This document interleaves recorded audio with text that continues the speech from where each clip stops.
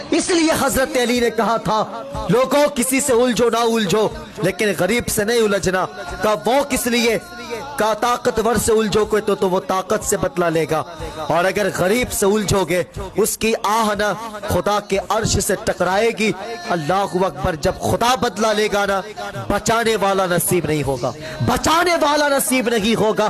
بادشاہ نے جب محل بنوایا اتفاق سے محل کے کونے پہ بڑھیا کی جھوپڑی پر رہے تھے. بادشاہ نے کہا اماں اپنے جھوپڑی کو ہٹا لے، جا میری سلطنت بہت بڑی ہے کہیں پہ جا کر کے بس جا. اللہ اکبر. عورت نے کہا تھا کہ بادشاہ اگر ہو سکے تو اپنے محل کو لے کر کے چلا جا، میں نہیں جانے والی. کہا وہ کس لیے؟ کہا بادشاہ جو رونق تیرے محل میں نہیں ہے وہ رونق میری جھوپڑی میں ہے. کہا وہ کیسے؟ اللہ اکبر. بڑھیا نے بہت بڑی بات کہی تھے. کہا بادشاہ تیرے محل میں رونق تیرے نوکروں کی وجہ سے ہے لیکن میری جھوپڑی میں رونق میرے بزرگوں کی یادوں کی وجہ سے ہے، بزرگوں کی یادیں شامل ہے. اللہ اکبر. بادشاہ نے کہا ہے کہ یہ بڑھیا آسانی سے نہیں ماننے والی ہے. غلاموں سے کہا جا حساب لگا دے، جیسے بڑھیا جھوپڑی سے نکلے گی اس کے جھوپڑی کو اڑا دینا. اللہ اکبر. اتفاق سے بڑھیا گھر سے نکلی ہے. اللہ اکبر. بادشاہ نے جھوپڑی کو توڑوا دیا ہے اور بڑی تیزی کے ساتھ محل کی دیواریں بنوا دیا ہے.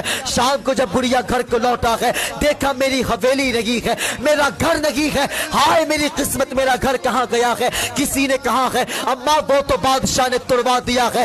اللہ اکبر. اتنا سنا ہے ایک آہ نکلی ہے، آسمان کی طرف دیکھتی ہے اور کہتی ہے اے میرے پروردگار میں تو اپنے گھر سے غائب تھی لیکن تو کہاں تھا؟ تو کہاں تھا؟ اے مالک میں تو نہیں دیکھ رہی تھی لیکن تو دیکھ رہا تھا. مالک انصاف تو میں نہیں کر سکتی لیکن تو انصاف کر سکتا ہے. زمانے نے دیکھا تھا کہ جو محل زمین کے اوپر تھا اب وہ زمین کے نیچے چلا گیا.